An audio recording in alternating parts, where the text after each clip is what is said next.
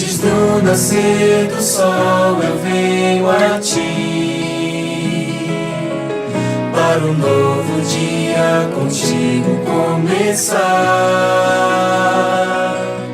Sempre estás a me esperar e me ofereces teu poder e amor, e como servo me entrego ao meu Senhor. Primeiro Deus na minha vida, primeiro Deus no meu lar, primeiro Deus no meu agir, primeiro Deus no meu falar. Tudo de mim em resposta ao tudo de Deus, fiel por prazer e leal pra te agradecer. Meus talentos pro teu louvor, meus tesouros dou por amor. O meu tempo eu te dou, sou um templo pra glória do Senhor. Primeiro Deus na minha vida, primeiro Deus no meu lar, primeiro Deus no meu agir, primeiro Deus no meu falar. Sou um templo pra glória do Senhor. Meus talentos para o teu louvor, Senhor, meus tesouros dou por amor.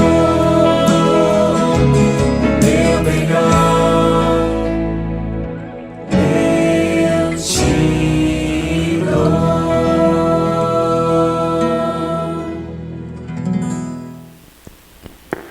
É um privilégio estarmos nessa manhã em que você se empenhou de acordar para estar fazendo esse processo dessas madrugadas com Deus. É um privilégio estarmos na presença de Deus nas primeiras horas da manhã. Nesse momento nós vamos fazer uma oração. Querido Deus, Pai de infinita bondade e misericórdia, continue abençoando o teu povo. E neste momento queremos te pedir que nos dê o entendimento da tua palavra que será exposta. Que o seu Santo Espírito que inspirou os profetas a escreverem possa iluminar nossa mente para a compreensão da mesma neste momento. Te pedimos e te agradecemos, em nome e por amor de Jesus. Amém.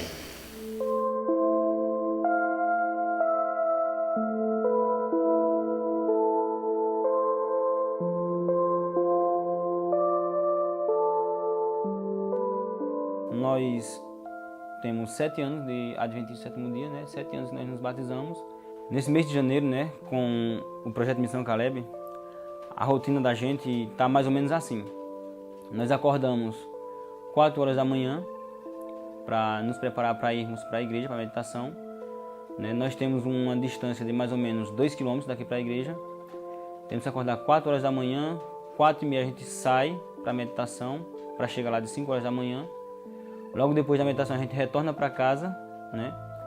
E ao chegar em casa, a gente vai ter que se organizar para vestir roupa para ir para o trabalho. Quando ele sai para trabalhar, eu sempre fico em casa, né? E aí, 11 horas, eu saio para o primeiro estudo, que fica próximo à igreja. Termino lá em volta do meio-dia, por aí, 11h40.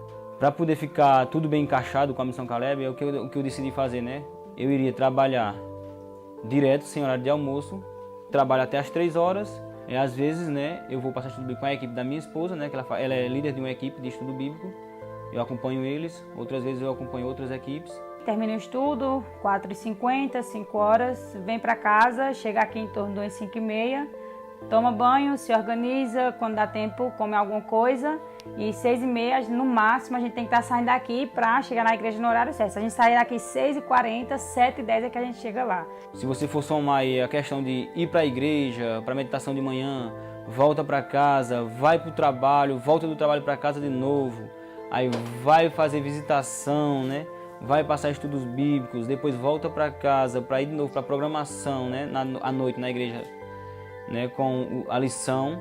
Nós percorremos aí por dia uma média de 15 quilômetros, né? Todos os dias nessa época de Missão Caleb.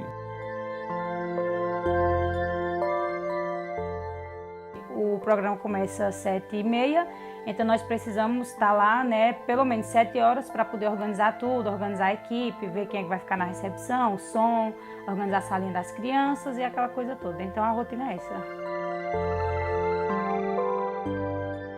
Ser Caleb sem tirar férias é algo bem desafiador. Você trabalha nas coisas de Deus, enquanto isso ele vai organizando as suas coisas. Então eu acredito assim, que enquanto eu estou me preocupando com a missão Caleb, Deus ele vai organizando todos os outros detalhes para que a minha correria seja tudo equilibrado, né? Porque não tem esse negócio de dizer assim, missão Caleb é para quem está de férias. Missão Caleb é para quem realmente quer trabalhar. O resultado é muito gratificante. Então, assim, o que eu tenho a dizer para quem hesita em ser Caleb é que não perca tempo. A alegria que a gente vê por trás de todo esse sacrifício é muito maior do que o cansaço. A gente vê aí pessoas, né, que tinham vícios, né, deixando seus vícios por causa do nosso trabalho em campo, por causa dos Calebs, né. Se me chamasse para ir numa balada, eu ia facilmente. Se me chamasse para ir jogar sinuca num bar, mesmo sem beber, eu ia, topava. Mas graças a Deus, por meio da missão Caleb, eu pude entender o que de fato é servir a Cristo e hoje em dia estou aí para servir a Ele também. É muito emocionante quando você vê uma pessoa entrando no tanque batismal e descendo as águas e você olhar assim e pensa, nossa, foi eu quem passei tudo para essa pessoa, foi eu quem fui visitar ela todos os dias, foi eu quem fui na casa dela todos os dias, é muito bom, né? Para você que hesita em ser Caleb, não perca tempo. Você não sabe, não tem ideia do que você está perdendo.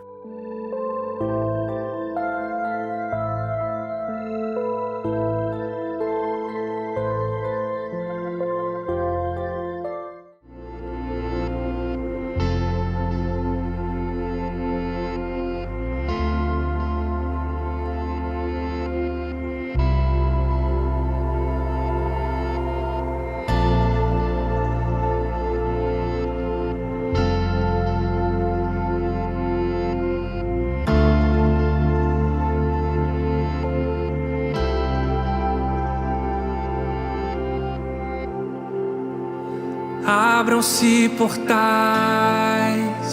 para que entre o Rei. Ele é o Rei da glória. Ele é o Rei da glória. Abram-se portais para que entre o Rei. Ele é o Rei da glória. Ele é o Rei da glória.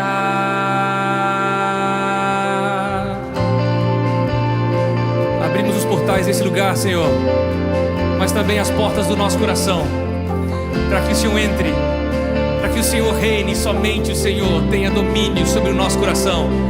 Nós te entronizamos como o único Senhor da nossa vida, do nosso maior amor. Aceita o nosso louvor, aceita a adoração, aceita os salmos que entoamos a Ti. Abram-se portais para que entre o Rei. Ele é o Rei da glória. Ele é o Rei da glória. Abram-se portais para que entre o Rei. Ele é o Rei da glória. Ele é o Rei da glória.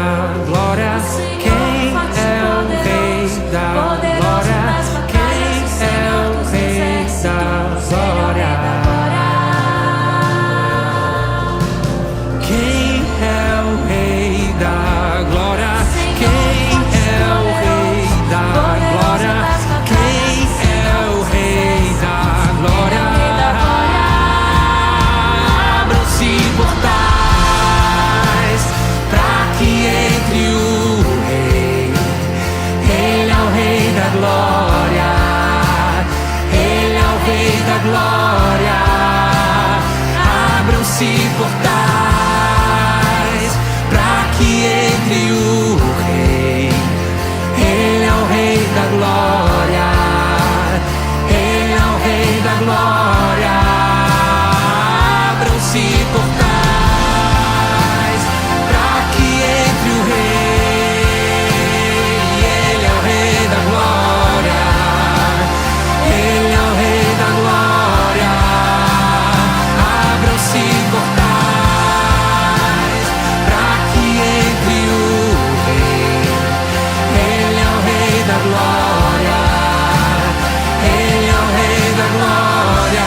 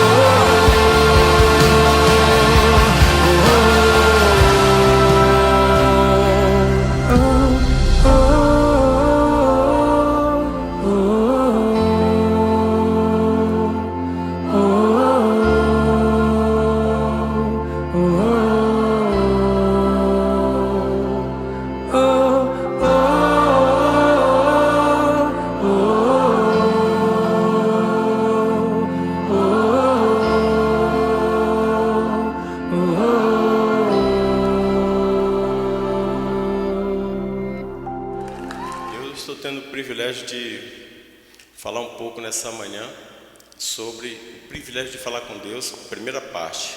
Nós teremos duas partes, amanhã você terá o final desse capítulo, que está baseado no livro Caminho a Cristo, no capítulo 11. Se você depois quiser pegar o seu livro e dar uma folheada, você vai ver que a mensagem está baseada nesse livro, nesse capítulo. E hoje, nesse momento, nós vamos meditar sobre o verso 24 de Marcos, que diz assim: portanto, eu lhes digo, tudo que vocês pedirem em oração, creiam que já o receberam, e assim lhes sucederá. Bom, analisando essa afirmativa de Jesus, que tudo que a gente pede, a gente deve crer que já recebemos, eu quero saber de você se você tem uma experiência que você teve sobre a questão da oração, algo que você pediu e Deus te respondeu imediatamente, ou algo que Ele não respondeu como você gostaria, mas que você compreendeu que foi a vontade dEle que foi feita. Ou naqueles momentos também que você não teve a sua oração respondida porque aquela oração ela não era, digamos assim, segundo a vontade de Deus. Então nós vamos ver nessa manhã alguns princípios baseados no que é oração, por que algumas orações não são respondidas como gostaríamos, e a gente vai entender um pouquinho essa dinâmica da oração. Primeiro, para a gente entender o porquê que é importante o cristão orar, nós temos que entender que existe uma comunicação entre Deus e o seu povo, e deve ter a recíproca, ou seja, o retorno, porque segundo os estudiosos da comunicação, eles dizem que comunicação ela só ocorre se estiver tendo um emissor, aquele que emite a mensagem, estiver também composta de um código, e também tem que ter um receptor, a pessoa que vai receber a mensagem. Então aquele código tem que ser de uma forma que o receptor entenda. Então esses mecanismos da comunicação não deixam também de existir com relação ao nosso relacionamento, à nossa comunhão com Deus. Então se Deus nos fala através de várias maneiras que nós vamos ver agora, nós também temos que falar com Deus. Então, para falar com Deus, nós só temos um mecanismo. Qual é? Meditação e oração. Então, quando a gente faz isso, nós estamos fazendo o caminho contrário da comunicação. Então, se Deus nos fala de várias maneiras, por exemplo, Ele nos fala através da natureza, né? Essa seria uma das maneiras que Deus fala com o seu povo. Deus nos fala também através das Escrituras, através do próprio Jesus. Nós temos essas revelações divinas. Então, a maneira que nós nos relacionamos com Deus é através da oração. Agora, o que é oração? Como é feita? Nós vamos tentar analisar essa questão agora. Então, primeiro ponto. Deus fala conosco, seus filhos, de que forma? Através da natureza, da revelação, através da Bíblia e do próprio Jesus, segundo Hebreus 1, verso 1 e 2 e 2 Timóteo 3,16. Nós vemos também que através da sua providência Ele também fala conosco. O que seria providência? O cuidado que Deus tem com seus filhos. Um exemplo disso, o que Ele fez com Israel durante aqueles 40 anos no deserto. Ele providenciou, cuidou daquele povo, porque Paulo chega a dizer que nem as sandálias se gastaram, nem as suas roupas. Então, essa providência é uma maneira de Deus falar conosco. E a última maneira que Deus está falando com o seu povo, na atualidade, é através do Espírito Santo, segundo a promessa que Jesus fez em João 14,17. Agora, quando nós falamos com Deus, nós devemos entender que nós devemos derramar o nosso coração. Por isso que devemos compreender que a oração pública é importante, a oração familiar também é importante, mas você sozinho, derramando o seu coração com Deus, entrando no seu quarto, fechando a sua porta, e você ter um momento de oração com Deus, isso também é importante. Agora nós temos que entender que, por que temos que falar com Deus? Primeiro ponto, para ter uma vida de energia espiritual. Segundo ponto, para ter comunhão. E por fim, ter um relacionamento de fé e confiança com Deus. Então isso é importante, a oração é para despertar e desenvolver isso no cristão. Agora, o que é orar? Bom, eu não vou deixar de citar o que Ellen White faz de comentário do que é orar, porque eu acho uma citação assim fantástica, por isso faço questão de ler. Ela diz assim, orar, ela responde da seguinte maneira: porque deveriam os filhos e filhas de Deus ser tão relutantes em orar, quando a oração é a chave, olha a expressão, é a chave nas mãos da fé para abrir o celeiro do céu, onde se acham armazenados os ilimitados recursos da onipotência. Está na página 61 do livro Caminho a Cristo. Então, eu acho essa citação dela fantástica. Então, orar é o quê? É abrir o coração. E outro motivo que devemos orar é para nos aproximarmos do trono da graça. Lá em Hebreus 4,16, Paulo faz esse convite. Agora, olha a advertência que Ellen White faz. Ela diz assim, o adversário procura continuamente obstruir o caminho para o trono da graça, para que não obtenhamos pela súplica fervorosa e fé, graça e poder para resistir à tentação. Na mesma página, na página 61. E por fim, o que é orar? Devemos seguir o exemplo de Jesus, é ter um relacionamento íntimo.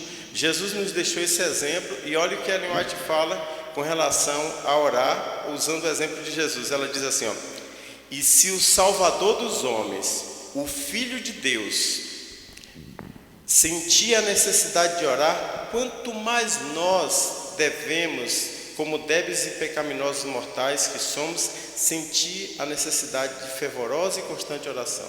Está na página 60. Então, se Jesus tinha essa necessidade, por que nós não devemos orar?